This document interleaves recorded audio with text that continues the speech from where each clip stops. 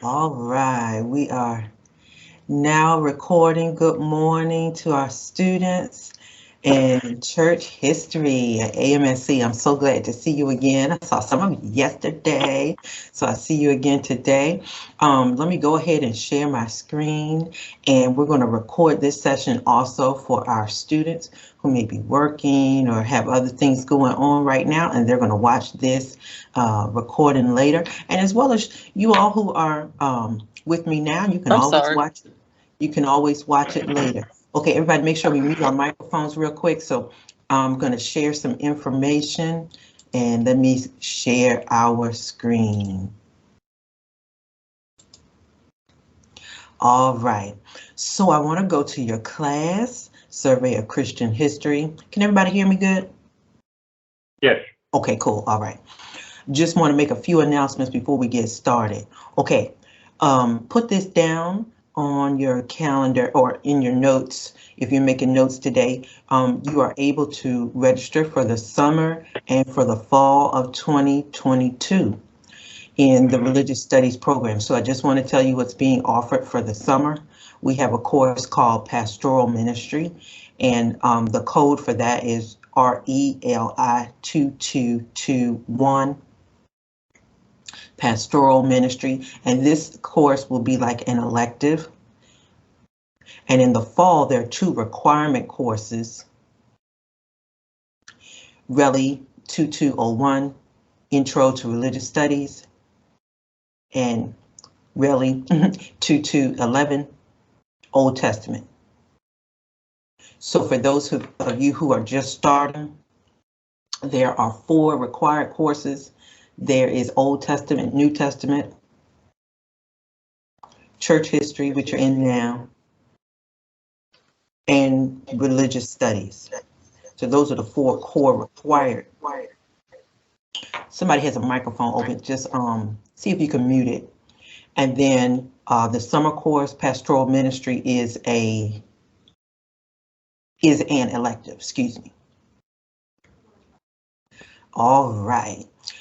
I want to just double back to last week when you were off for spring break, and then we're going to come back to this week. So I'm already going to apologize, y'all, that this week or this session is probably going to feel like a whole lot because it is. We are picking up from last week, and then we're going to forge ahead to what we should have been doing this week anyway. So our work for this week, this is week 3, week of the 21st, right? Yeah. And this year just moving by fast.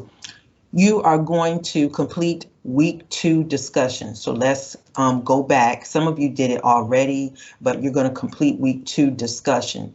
Week 2 discussion says, who is Nero? Who is Nero? Nero. And you're going to research the Emperor Nero. And after doing that, you can also watch this video. And in your chapter reading for this week, you're going to read more about Nero, and you're going to explain, who is Nero and what is his relationship to the early Christian church? What did he do that was just really significant to the early Christian church? Okay, so I won't give it away right here, but who is Nero? I see a couple of students have already filled it out. All right, and so that is week 2, your discussion post for week 2. Then we're going to skip to week 3, is which we're on now, and there are 2 more assignments. So you're going to go here to your week 3 forum. You are going to look at page 27. You are going to say, what is a lapsed, Lapsed? What is a lapsed Christian? You can go to your textbook and get some more research on page 27. Tell me what happened to them. How did they get that way? Okay. I'm going to go back out to week 3 again. I'm still in week 3. And you have your first Christian history video assignment. I want you to click on this link right here. It says a YouTube link. You're going to click on that link later on, and you're going to watch the video. It's a few minutes, so just take your time and watch the video. Take some notes as you are watching. It will give you a better understanding of Christian history. Then you are going to write a 2-page summary. Make sure it's double spaced. You see these glasses on my eyes, so make sure it's double spaced so I can read it. Double spaced. And you're going to provide a summary of the video. You can also tell what you found interesting in the video. Maybe it's something that you didn't know. And please make sure that you watch out for grammar and spelling. Read over your work before you submit it. Okay. Also, if you get stuck, and I have right here, if you quote anybody else outside of yourself, you can add that person's citation in the form of MLA, and you may say, okay, what do you mean? Where do I find that? And you can go to, let me go back to our course home. And let's see here. I'm going to go to the top to syllabus and resources. And if you see right here in this link down at the bottom, it says MLA Writing Format Assistance. I'm going to click on that real quick. Now, this is a website, but just in case if you need to cite someone and you're not quite sure, let's say you're citing a source or a book, okay? This will help you in citing it. Let me see if I can get...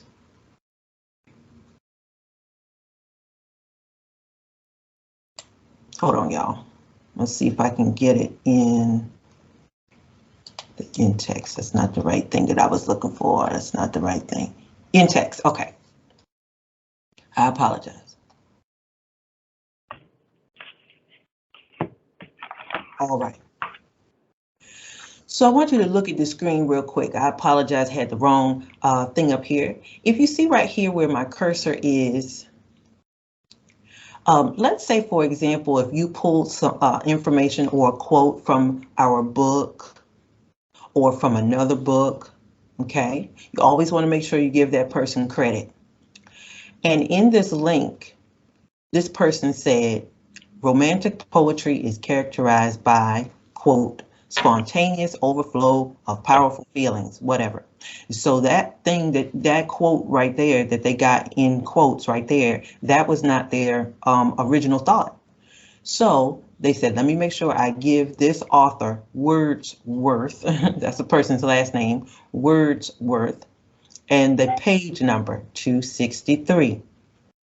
And they added the person's last name and page number to let the reader know, hey, this is not my information, but I'm gonna give the author credit. Okay.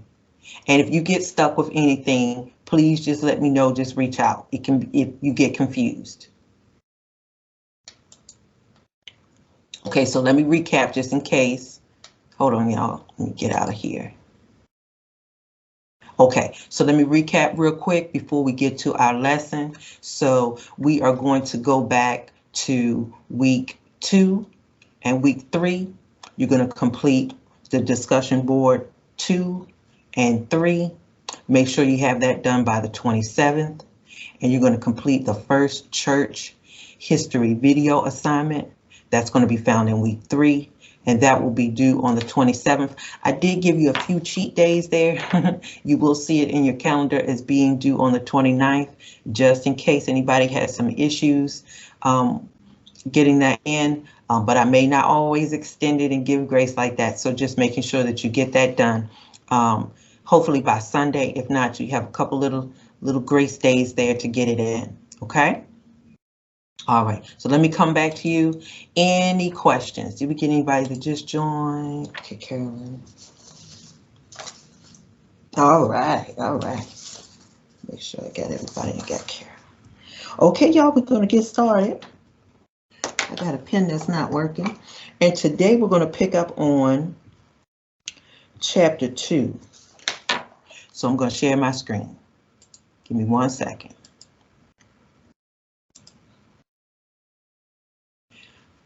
Okay, somebody give me a thumbs up and let me know if you can see the screen.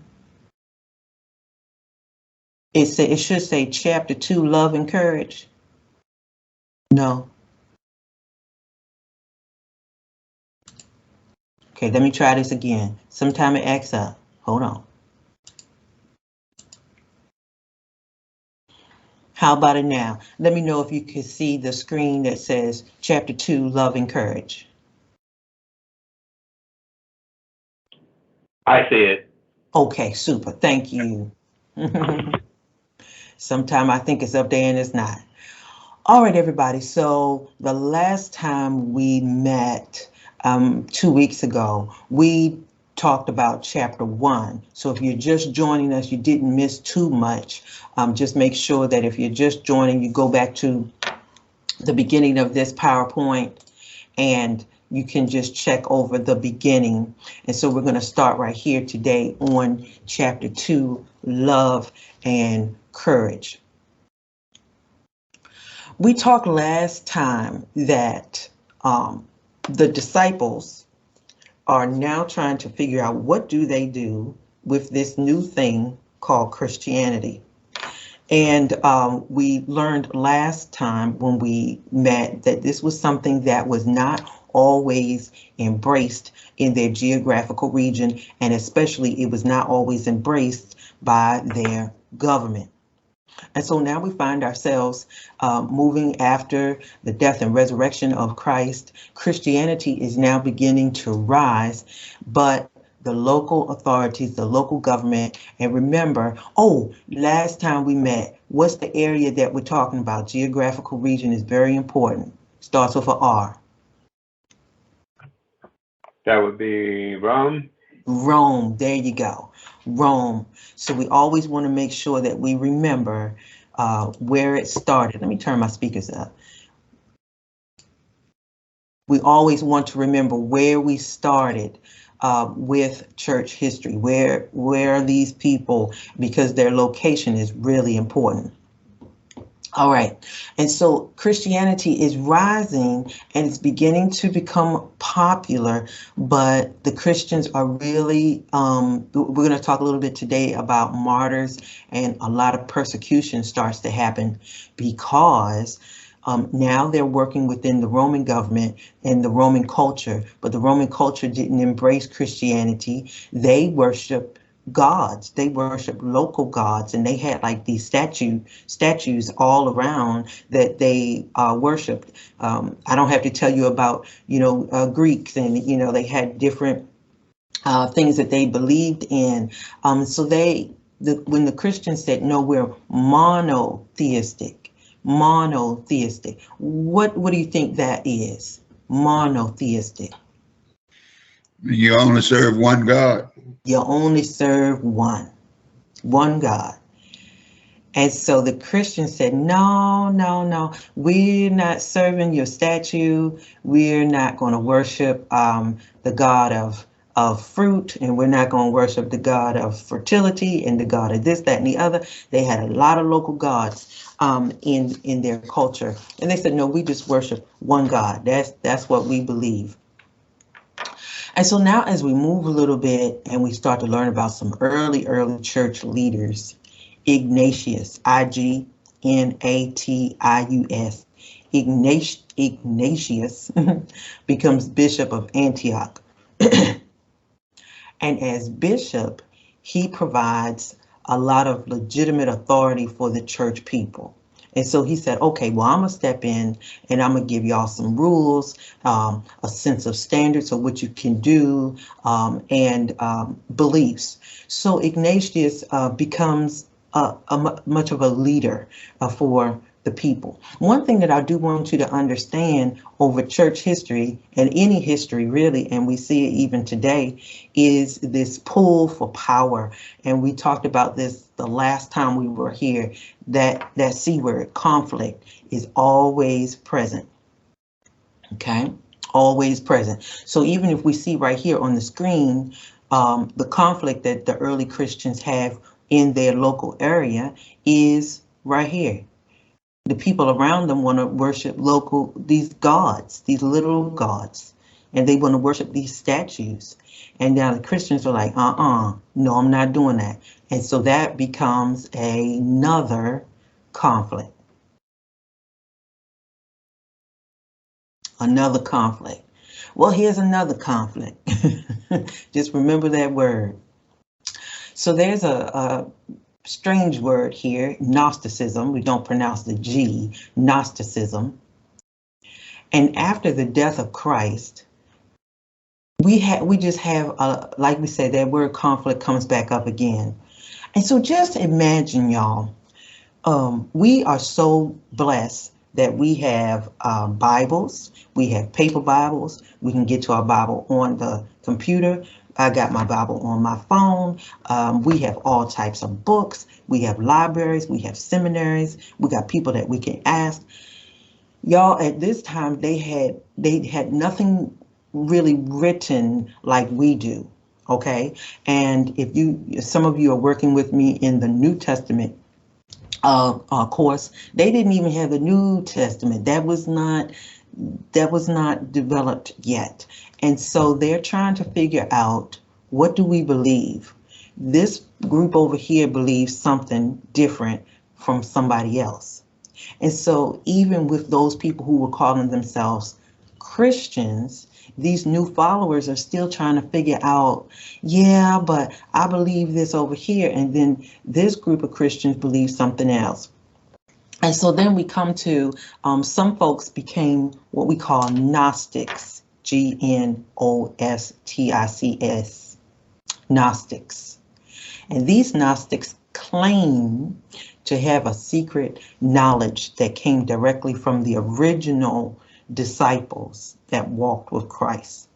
Okay, so they claim, make sure you jot that down, they claim that they had some secret knowledge that came directly from the original disciples. And let's just pause right here. What do you think that did to the group? Excuse me. Sorry, I got somebody trying to call me. Apologize. What do you think that did to the original group? You all can open your microphones. Let me make sure that doesn't come up again. So if we had a group of people saying that, oh, I know secret knowledge, what do you think that did to the other people? Oh, Miss Carolyn, I'm sorry, I saw your hand. I'm sorry, it was at the beginning of the class. I should have taken it down, but can I answer anyway? Can I attempt to? Yes, you can. Yes, okay, you can. What it says to the other people is that those that walk with Christ was with him every day. You can say almost 24/7. So they have firsthand knowledge. So what it does is that the others probably say what I believe is hearsay is not really, it can be changed because word of mouth change. And the understanding of the way it was presented could be changed. So the disciples have visual, verbal, and actual acts of Christ, where the others does not have that right in front of your face type experience. So it is their belief as well. They have their own beliefs as how it was done. There you go. And so that firsthand knowledge, you think that probably could have caused another conflict with the other group? Yes, definitely. Yes. And Walter? And I would think this, my vision answer would have been more towards it, not necessarily conflict, but maybe the ones that claim to have that firsthand knowledge would have thought they were a little more elevated in you know, what they were going to give to the others didn't feel like they were empowered as much as far as learning what was going on at the time. Very good. Thank you. Thank you. I'm going to go back and share my screen. Yeah, and so I just want you to remember that difference of opinion, I'm gonna go back to our screen, difference of opinion was always present, and we're still gonna see it as we keep pushing hundreds and hundreds of years later into the Christian church, even when we start talking later about denominations. All right, let's talk about this M word, martyrdom. Martyrs. And I have we're going to pause after this one. I have a video I want to show you. Hopefully it'll come up pretty good. So let's talk about martyrdom. The early church was really restless. They never had a dull moment. And now we're coming under a lot of persecution. So the church leaders, the members, the followers are coming under persecution from the Roman government, because remember on the last slide we just talked about, the Roman government is like, look, y'all got to do it like we're doing it. We worship statues. We worship the local god of, of fruit or fertility, the god of the sky, and you have to do it too. And they're saying, nope, we are monotheistic. We worship our Lord and Savior. We are not worshiping your little gods. And so that's causing a problem. Many of the early Christians stood up for their faith. They stood up for their beliefs, and they were killed. So a martyr is one who says, this is what I believe, and I'm gonna believe it until death. If you're going to kill me, you're just going to kill me. And some of the martyrs, the early martyrs that we had were Justin, Ignatius, Polycarp. We're going to watch a short video on Polycarp in just a second. And so the martyr says, I don't mind, I may be killed for my faith, but I know that I'm going to see the Lord God in the end. And unfortunately, a lot of the Christians, early Christians, were persecuted under another emperor named Emperor Marcus Aurelius. And, you get a lot of these Roman leaders, even in the times of Christ, that are still upset with these new Christians. Let's just pause real quick before we go to our video. Let's talk about martyrdom. And just imagine, okay, so we're in the Christian Church 2022, but I want you, if you could just take a time travel all the way back, and you're a new Christian, you're in this new faith. How do you think those martyrs were feeling to say, I'm going to stand up for my belief, and even if I got to be killed, I'm just going to be killed?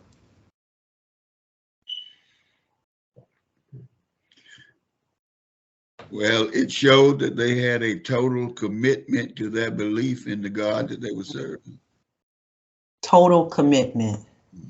I'm not able to type. If anybody can type in the chat, total commitment. I like that. 110% I'd give them. Let me ask you another question, class. And this is just total opinion. This is not in the book. As we look around in 2022, just recent times, right?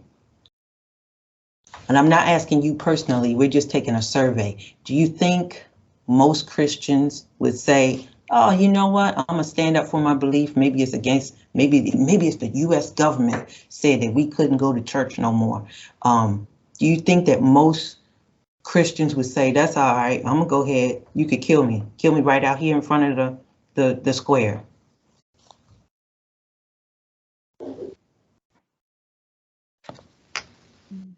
What you think?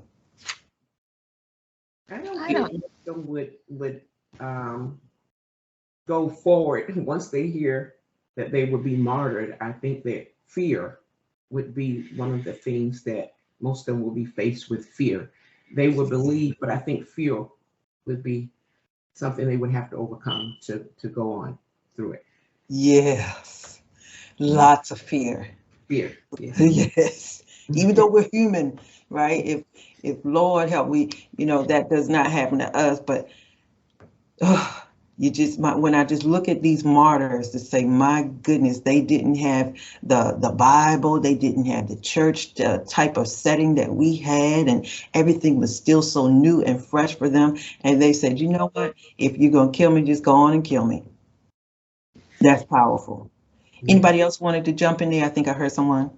I want to flip the script just a little bit. Flip the I'm saying that because when you say martyrdom, especially for Christians, that means that you totally, all your heart, mind, and soul and body believe in in the Christian way of life.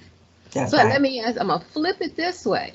All right. When you see people now putting on bombs, killing themselves for what they believe in, do you consider that? You got children, you've got older adults, young adults, they're strapping bombs and they killing themselves for what they believe. Is that considered martyrdom too? It is. So for example, we will never forget 9/11, right? That's true.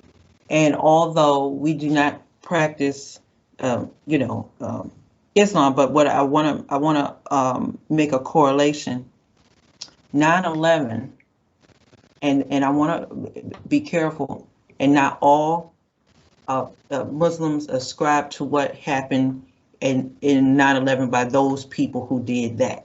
Okay, but those individuals that committed that terror attack on America thought that I am going to my death and it is okay, and this is what their God told them to do, and that they would be rewarded in their afterlife. And that was their belief. And so that is a type of martyrdom, because the person is killed, or they set themselves to be killed, or exercise some type of thing that they know that they will lose their life in for their faith. So the particular martyr or martyrdom, it could be for any particular faith. So willing to go to the death for a particular cause. Okay. Mm-hmm. Right. You are sure right. 9/11, those individuals that committed that attack believed in, their sense of martyrdom, and I'm saying the there because we know that all Muslims did not ascribe to that type of behavior. True. Yeah. True. Very good point. Thank you. Thank you. Before we go to our video, let me finish this slide up real quick, and then we'll go to the video on Polycarp, one of the martyrs, okay?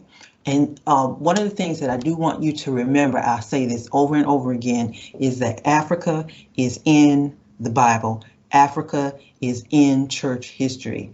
Church history even begins in Africa. So don't leave Africa out. Many times, and I don't have to tell you, as African American people, when we come to history books, our history is not always there, and we've got to make sure that we recognize that it is present, and we've been present in every part of history. African influences are present in church history. Even when I asked some students a while back, and I said, where's Egypt? And they were like, Europe? Nope. But if you go to that map, Egypt is in Africa. And so we find Alexandria, one of the places of learning, was known for its libraries, was known for its theological books, its seminaries of that time, and learning. These are African people. Okay, Christian and Jewish culture were present in Africa and Egypt as well. But I also want you to note that Christianity had a presence in Africa even before the missionaries came from the West. And so many times people say, well, the white people brought Christianity to Africa. No, they had already known about Christ. They had already known and had been practicing Christianity before they arrived, as well as other religions, of course. But don't let people say that, they practiced it.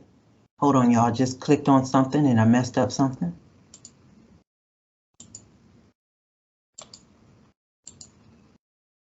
Okay, I clicked on something and I messed it up. All right, so hopefully you should still see that PowerPoint, and you see on the left-hand side, there is a picture of Tertullian.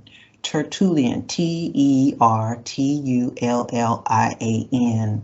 And if you get a chance, I want you to, in your reading, and then you can do some additional research on Tertullian. But Tertullian was an African church father. Tertullian grew up in northern Africa and was known as a theologian. And as we start to research more about Tertullian, he has a big influence on what we believe into Christology and understanding more about Christ. So I just want you to take from this, I'm going to change my screen in just a second. What I want you to take from this is that Africa is in Christian history. Don't let people tell you that we're not, because we are. I'm going to pull up our video real quick. Let me get transition. Anybody want to chime in any thoughts while I'm transitioning here?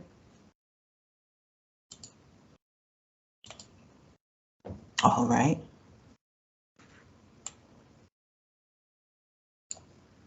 Okay, and I'm coming right back to you. So I'm going to, let's see if our video will come up pretty good. I want to share a short video with you about Polycarp. And remember, we talked about martyrs. Let's see if this will come up.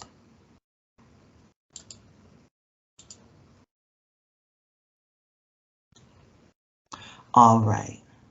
Now, sometimes I can't see you all, and I'm going to hit play. If you cannot hear this, I need somebody to let me know.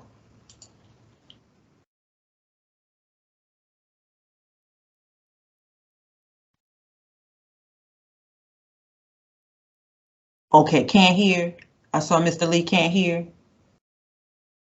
Okay. Hold on. Let me share the audio. Something's happened when I'm sharing. There we go. I didn't share my sound. All right, I'm going to do it again. Give me a signal if you cannot hear. Flourished here in Smyrna. It became a pretty rough good. Jews and Christians. Both Jews and Christians were monotheistic faiths, and the Romans instituted emperor worship.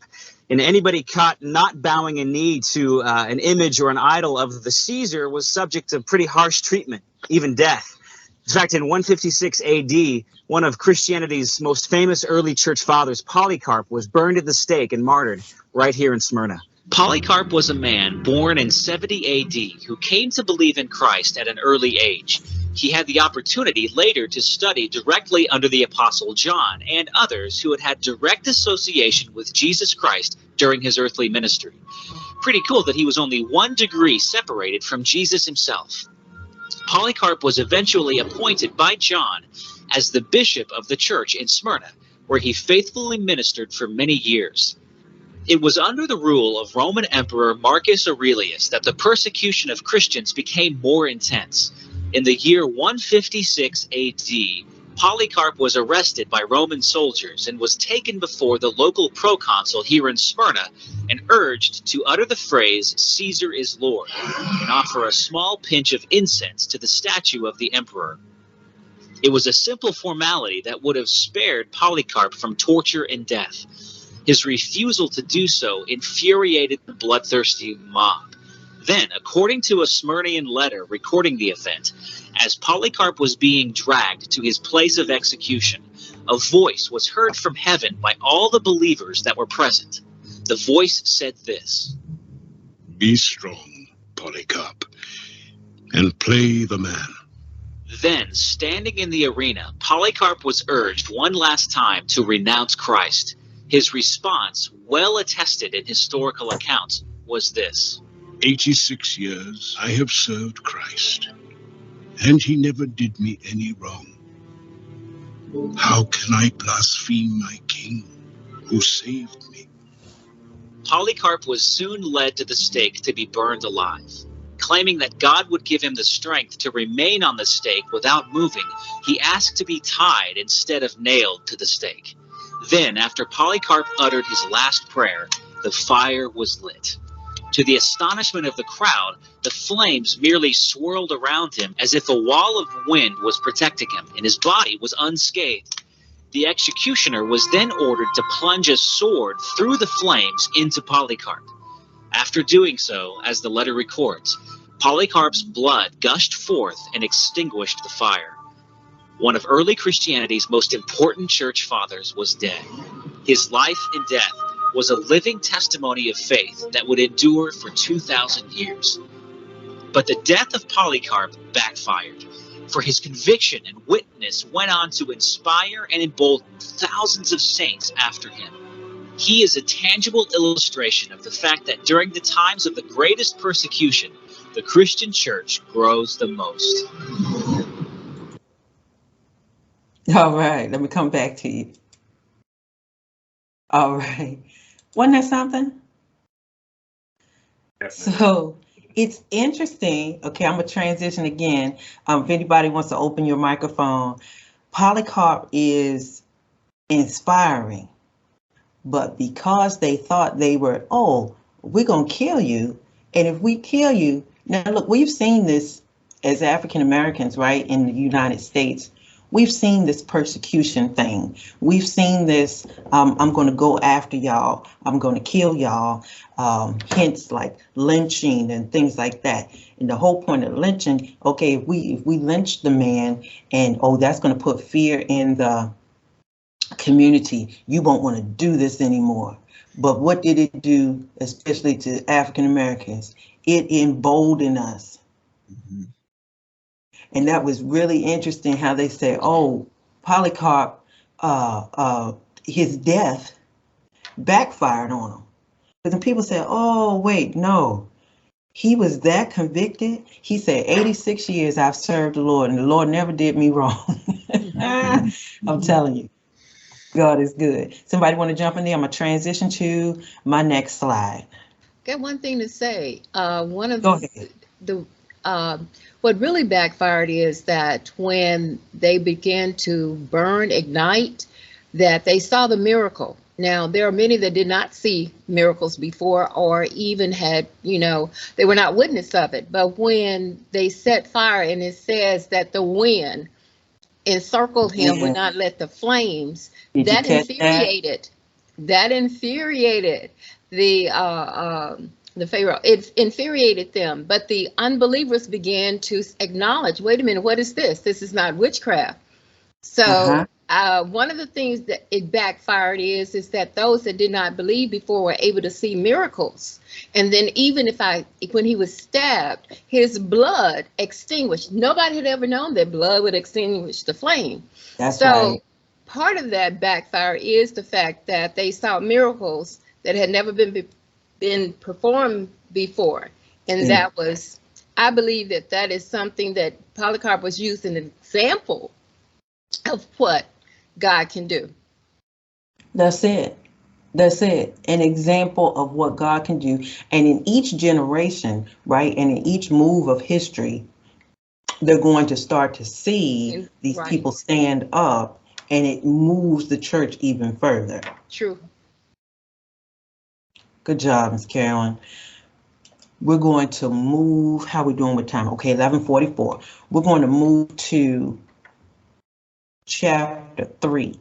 And I'm already going to apologize. I'm going to move and touch on a few things. Now, we've already talked about martyrs, but I do want to talk about this H word, heretics or heretics. Some people say heretics. So what I do want you to do is make sure that you review the PowerPoints along with your reading. That will kind of bring us back on a good page for next week. All right. So now we know what a martyr is. We have a martyr is like Mr. Polycarp and some of the others who said, I am, or what was Polycarp supposed to say? Caesar is Lord. He said, I'm not saying it. I'm going to renounce my God for your gods. I'm not going to do that. And if you got to put me to death, you put me to death. That's a martyr.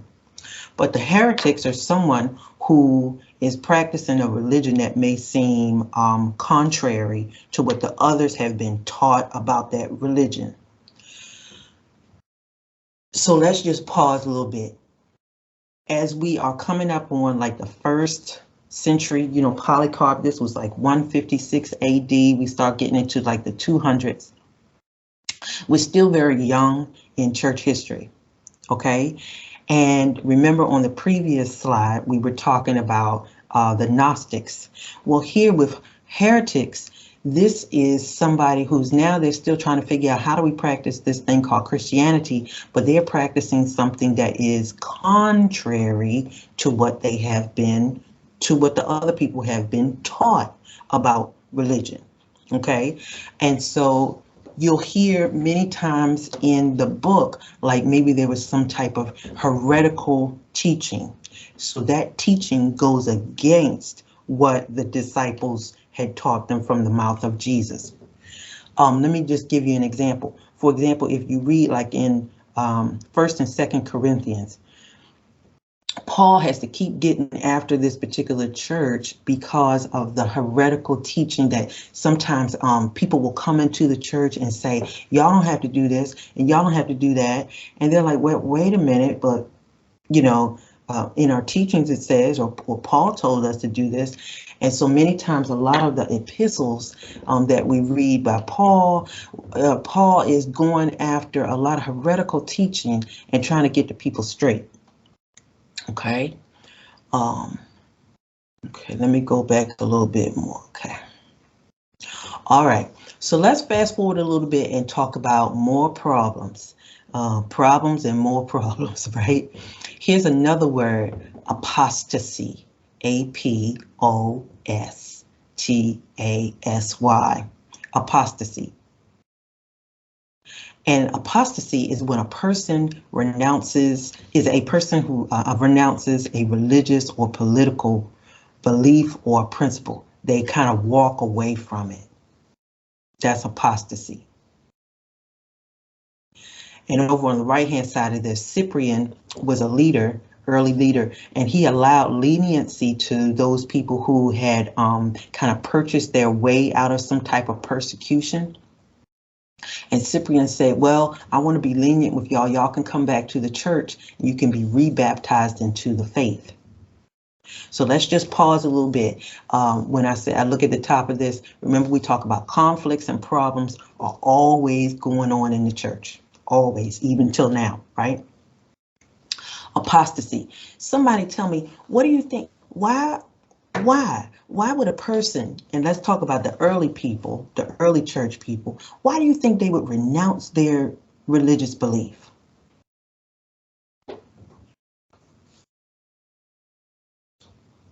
Why do you think they had people walking away from the faith at that time?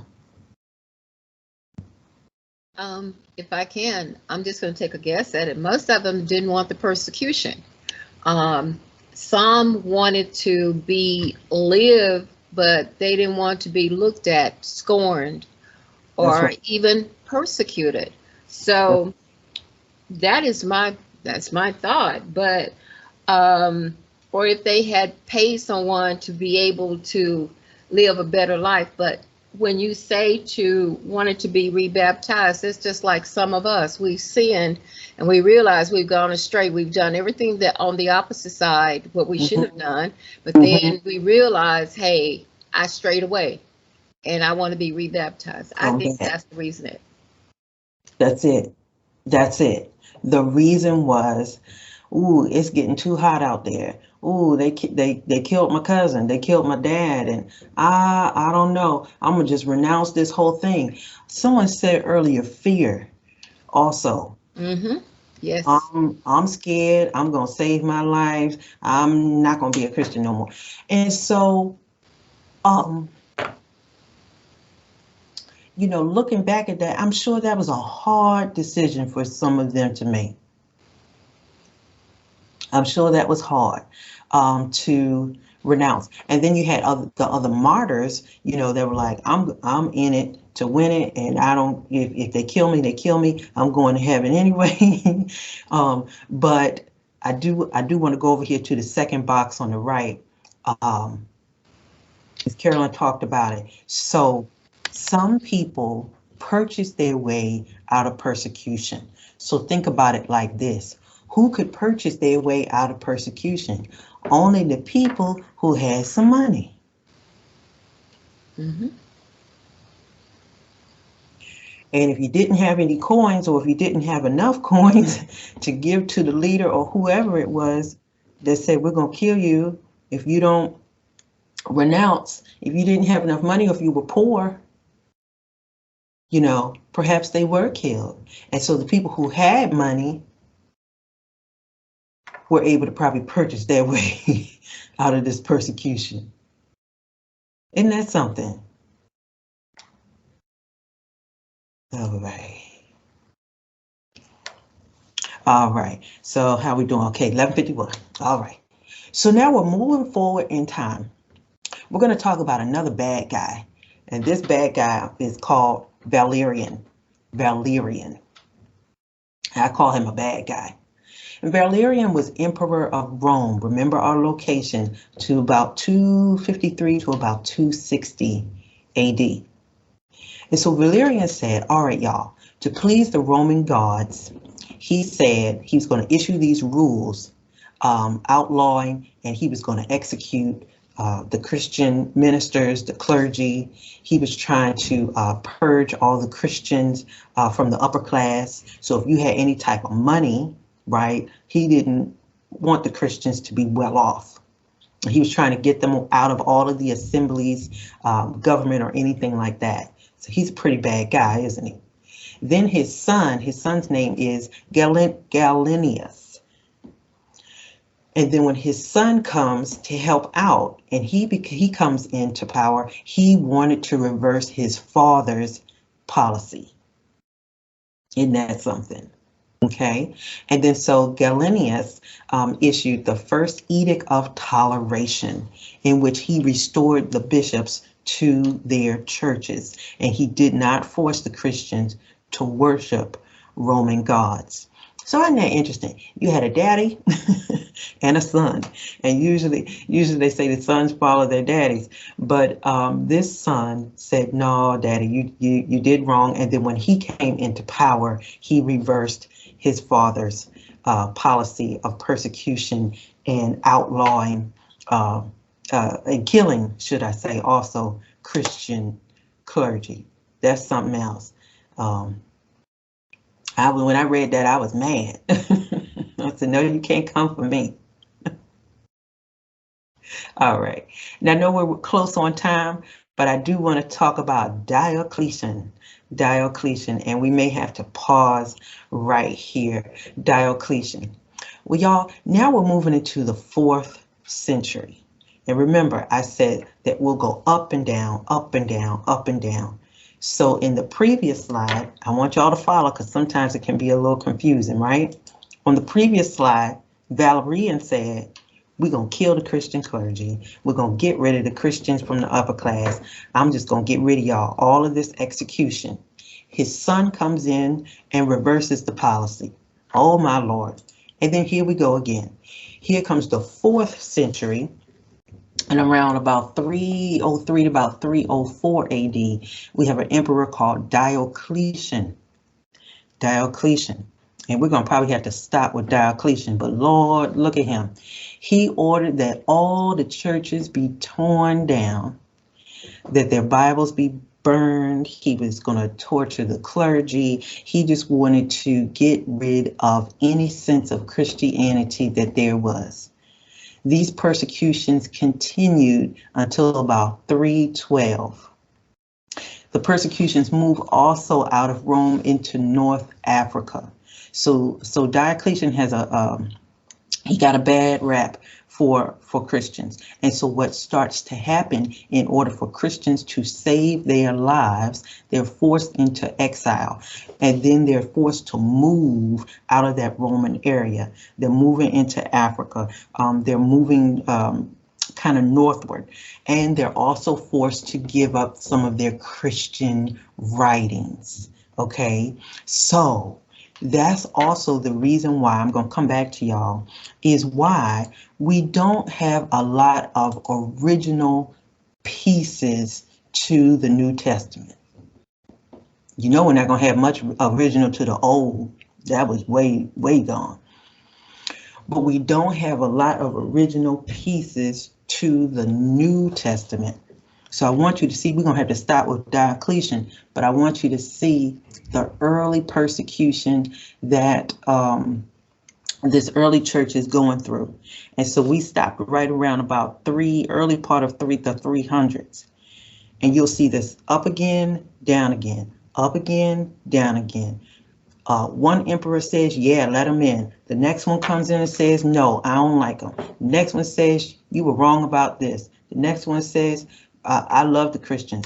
It's going to be an uphill, downhill battle, even into probably about the 1700s. It goes up and down and up and down. Even you probably could even still say to today, but we're in just different countries and we can kind of do what we want to do. Thank God now. But as we pause here with Diocletian, I want you to see the dire persecution that the early church is going through. But thanks be to God, the church is not wiped out. Never going to be wiped out. Okay. Hey, Dejaneer, anybody want to jump in there before we leave out today?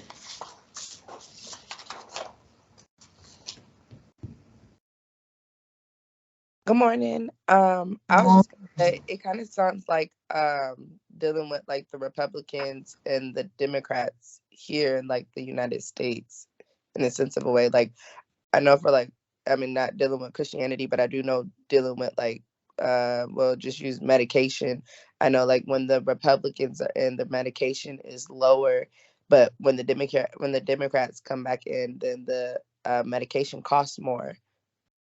Goes So up and down. yeah, that's kind of what it just reminded me of. Thank you so much. Yeah, just this up and down. This person get into office, it's this. Next person get into office, it's that. You know, the taxes went up, the taxes go down, the taxes gonna go back up again. I just want them to stop. Leave them alone. Okay, very good. Very good. And it just looking at history, it warms your heart. It sometimes it just it makes me think like, wow, these people really went through some stuff. I'm thankful that I was born during the time. I don't know what I would have did, but Miss Janice, you laughing too. I don't know what I would have did there. I'd have been hiding out on a rock somewhere, maybe. Yeah, y'all have been hiding with me. So Yeah, move over. yeah, move over. That rock not big enough for you. Come on. Yes, but it's interesting with each institution. You see, as we start to move, and the church starts to move out of that Rome area. Later on, we're going to see how it moved into Africa. We're going to see how it moved up into Europe and into Asia. So it just warms us, even though we stopped here with Diocletian. We got a bad taste in our mouth right now with this situation, but we know, well, we're still here and it did not die. Okay. All right. Good lesson. Any questions, comments? All right. Actually, so I tried to get on for yesterday, but I don't know how to like watch the video for yesterday. Okay, very good. For the New Testament course? Yes, ma'am. Okay, so I just want you to go and check your announcement tab, and I believe I may have emailed the link out too. It's a YouTube link. Okay. Yes. And then our homework for last week, week 2, and this week, week 3, is due on the 27th, correct? You got it. That's correct. Thanks, So Ms. Duhart. Go ahead, Dave. Next week, it's just going to be, next week, we're going to be back like normal again, correct? You got it. You got it. We had to double up because of, because of the spring break kind of got us messed up. We're going to double up this week, and then you're correct, Ms. Brown. We'll be right on target next week. Okay, and then we're still using our books now still too, right? That's correct. Okay, so we got to read the chapters and then do the assignment that's on the board. That's correct. Discussion boards. Okay, thank you. You got it. You are welcome. Thanks, Ms. Duhart. Yes, that's right. It was check your email if you have the New Testament course, and even this one, if you all are watching for this church history, I will upload it to YouTube, and I try to put it in your announcement tab and send you a email just to remind you that it's there. Okay. Well, thank you. Good session. Y'all looking good, and I look forward to seeing you all next week. Well, March is almost out of here. Yeah. Really? And thank you, Ms. Duhart. Please check if anyone needs help with registration. Please see Ms. Duhart. Ms. Duhart, I'm going to call you Ms. Duhart, our sweetheart, because she is such a help. Yes. To me, yes. S. Duhart, that's DUHART at atlm.edu, and she can assist you with your registration for summer. Remember, there is a summer course, pastoral ministry, and there are 2 courses for fall 2022. Ms. Duhart, I'm sorry, I missed your message earlier. She said the same thing is happening with Ukraine. Yeah, it's a shame. Yeah, people with the money can escape, but the people who cannot are still there. And my Lord, I'm gonna stop right here. I can go on forever. My heart was just so broken. There was a maternity ward that was bombed. A maternity ward.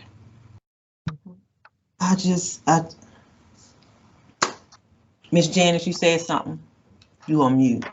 And Miss Duhart, I'm gonna come to you. Uh-oh. Miss Janice, I can't hear you. Type it in the chat, Miss Duhart. Is it me? Yes, good afternoon, everyone. I wanted to know, are you going to teach 1 class this summer or 2?